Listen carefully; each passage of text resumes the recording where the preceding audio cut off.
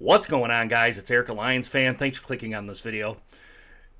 And it's been about a year and a half since probably I've made another video under the Eric, a Lions fan name. Now, on the other channel that I had, I don't know if anyone's even going to kind of pick this video up or not, but I guess this is kind of more or less kind of the beginning of this kind of channel here. And I kind of want to step back in time here before we get into the sports thing. Well, I had thought about transitioning this to the house that I'm in now, getting everything set up and moving in my girlfriend and all that kind of stuff, where kind of the videos just kind of stopped there for a little bit. Now, anyone who was on my main channel, which is my first and last name, Eric Brenner, which I'll go ahead and I'll put up, I think it's going to be kind of up over here. I'll put that channel over here if you guys come from this channel and you guys want to go over seeing that channel. There's some kind of sports content over there before I kind of went to the channel of updating my house and kind of doing kind of like a little bit of a vlog series. Well, this kind of channel is going to be directed towards kind of sports content. And I'm hoping to reconvene with some other kind of YouTubers, which I kind of did before a little bit, not real big, but one is Micro Mike. I think he goes under Mike Kimber now, under Chat Sports. I think he works with Herman Moore, and he works with a couple of other Detroit Lion people that are in that organization. I think I don't necessarily say works, but collaborates is probably the better word, collaborates with Herman Moore and kind of maybe some people in the Detroit Lions organization. Would really like to kind of rekindle that collaboration with him. Everything King, I don't know how many people watch him. He's another Detroit podcaster. He lives over by the Detroit area. Does Piston, Detroit Lions, maybe a touch here and there, Detroit Tigers. Another very good YouTuber that kind of goes about Detroit sports and kind of is a black and white on kind of what he likes to kind of talk about. And if it's good, it's good. And if it's bad, he's going to tell you it's bad. So I really kind of want to rekindle that relationship with him too. And there was a couple of others there that I can't remember. Mark Orm at Orm's Forum. I only met him maybe once or twice right through here on YouTube. Would really kind of like to rekindle that kind of relationship. Or it kind of started, and then I kind of went on to some other things there. Would kind of really like to rekindle that relationship. And maybe anybody else that kind of comes along here and maybe wants to kind of collaborate or do some, kind of that kind of stuff. I'm just trying to get back into the sports realm of Michigan kind of sports. Now, it's my...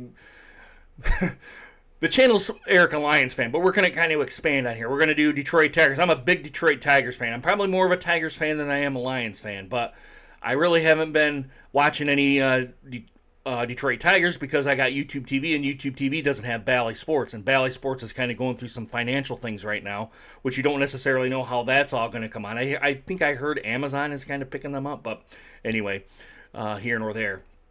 We're going to do Detroit Lions kind of stuff. That's another big fandom of mine. I went to the Detroit, I went to the draft in Detroit, had a great time.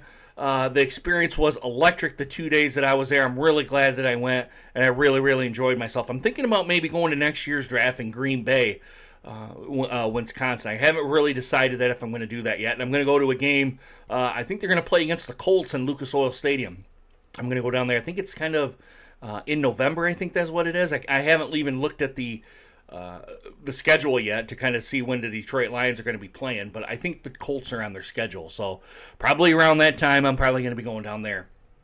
And we're going to touch on maybe some Red Wings here and there. I'm not real big on hockey. I'll admit I really don't know really anything about hockey, and the NBA just bores me.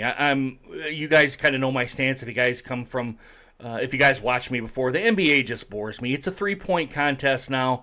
It's to see who has the most points or who makes the most 3-point shots usually wins the game. There's no technical or situational aspect anymore of the NBA, and that kind of really has kind of a sour point with me, and I haven't really been back. I watched a little bit of the NBA Finals, and it was just more of the same, and I just clicked it right off, and I didn't really care who won the game there. And there's my wife on the phone here. But anyway, kind of getting into the sports realm.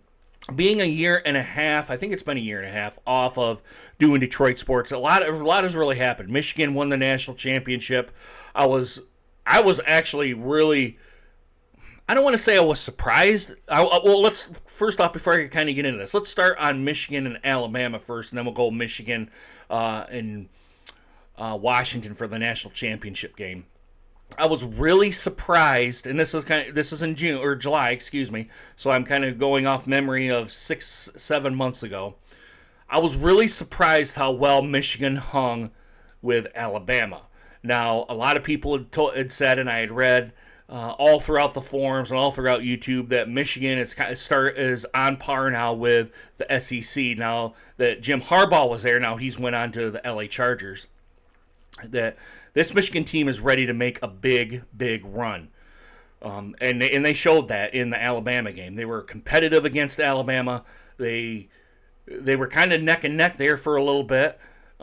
Michigan, I thought it was a great game. I thought that game at the Rose Bowl was the national championship game, and I'm kind of kicking myself for not going to Pasadena and going to the Rose Bowl, although tickets at that time were like, goodness, I think $800 a ticket, and that's for the nosebleed seats. And I didn't want to go out there, pay a ticket. Me and my now wife paying a ticket, going out to Pasadena, and she wouldn't want to watch a football game anyway. She would want to go do other stuff. But anyway, going out there, watching the Michigan football game, and then a round trip plane ticket back to LA and back, which probably would have been, goodness, $1,500 at the least for two people.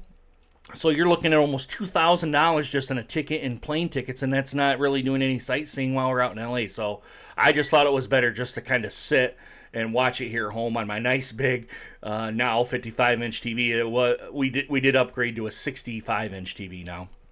But anyway, I'm starting to ramble on here. But anyway, I really did think that was the national championship game, was the Alabama-Michigan game in the Rose Bowl. Very, very good. I heard a lot of people like Steve Days from Michigan Podcast and also Rich Eisen from the Rich Eisen Show, which I think it's on Roku now. They had both said, what an electric experience there. Everybody was nice. Even the Alabama fans were nice. They were really impressed by Michigan, I guess. I can only go based off of what those two said. Just a really, really good football game. I was intrigued. I really didn't care if Michigan won or lost. They ended up winning the national championship, but at the time, I only wanted to see was a competitive football game, and we were right there being competitive. We ended up going to Washington, and we kind of kicked Washington around there a little bit. I kind of thought that might happen a little bit with Michigan kind of bullying them in there in the first half. And then Wisconsin finally got their feet underneath them, and they kind of stayed up there. And then Michael Penix, you guys know if Michael Penix being in the Big Ten, he was with Indiana. He gave Michigan fits, but Michigan usually ended up coming out on top when he was in Indiana. And it was the same thing there. They made that big push right at the third, I think towards the end of the third quarter, and kind of bled over into the fourth quarter a little bit. And Michigan withstood that, and they ended up winning the national championship. So I got a little bit of a little Michigan helmet here.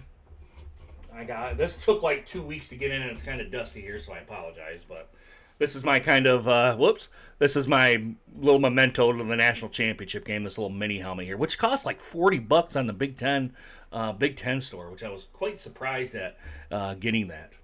Kind of going off on here a little bit. The Detroit Lions, they made it to the NFC Championship game.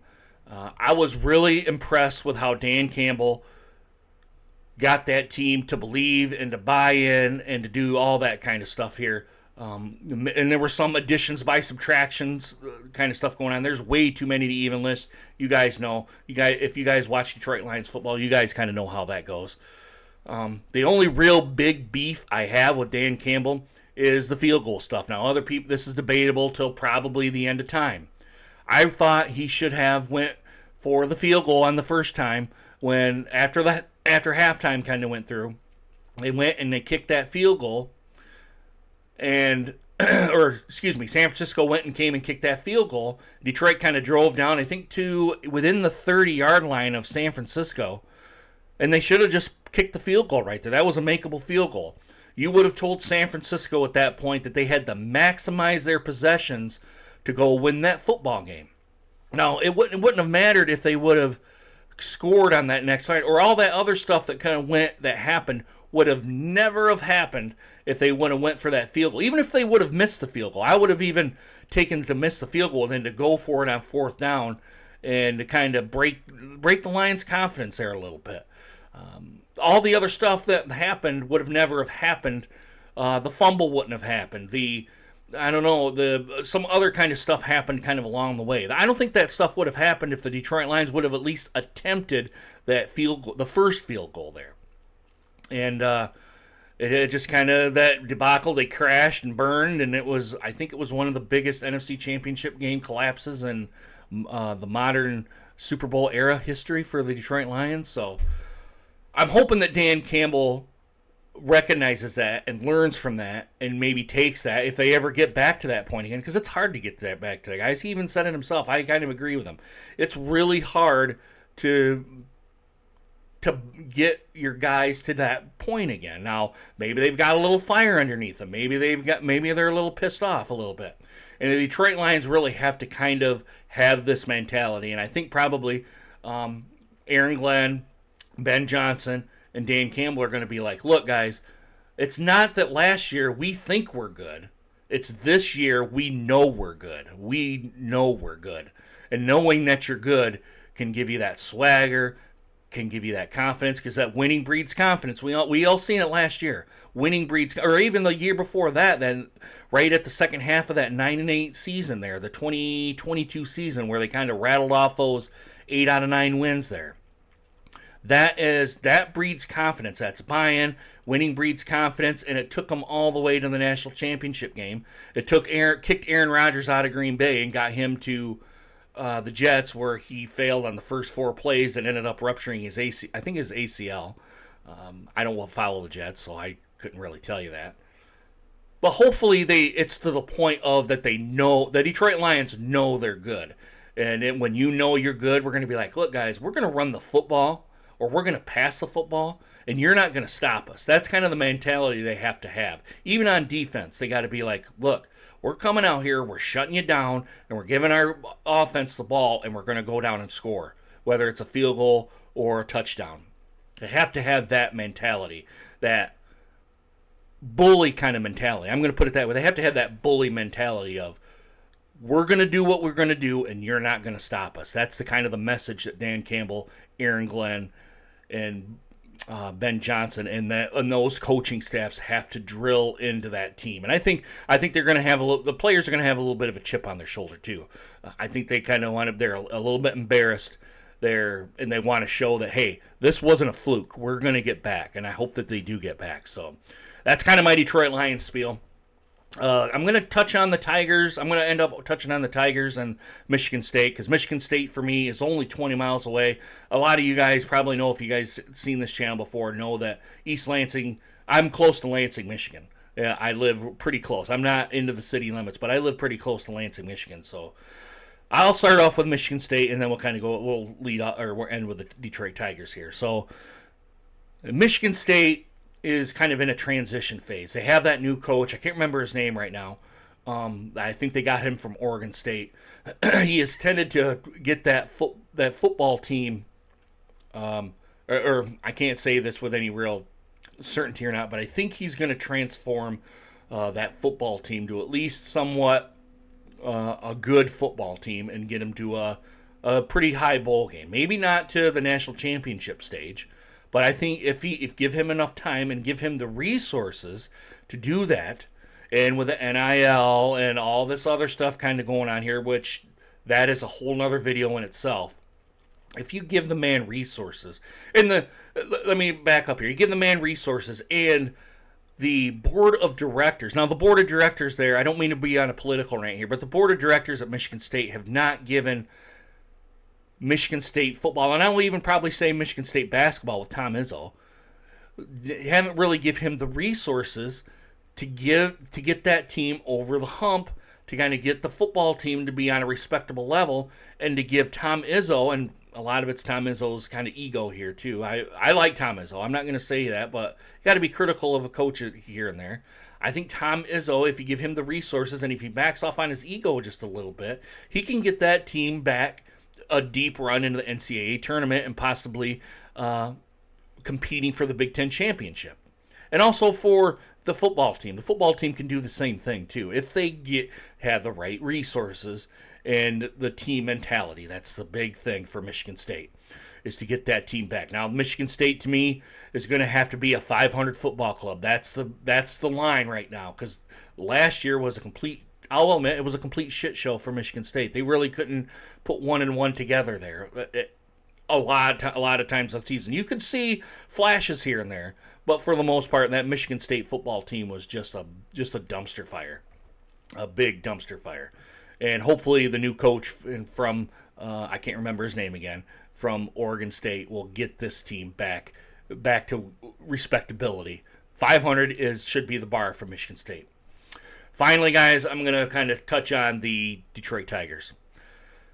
I really, based on what I've seen, now I've only seen them here and there on FS1 when they've played, and through reading on the internet and watching highlights, the team has not taken a step in the right direction for me. They're kind of stagnant right now.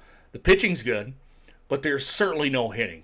The hitting is severely lacking on this team, and Scott Harris really has to dig deep and figure out how to get some bats in here, whether it's trading for some pitching to get some bats in. Are you going to compromise on your pitching a little bit so you can get some bats in here? I think that's probably the way they have to go.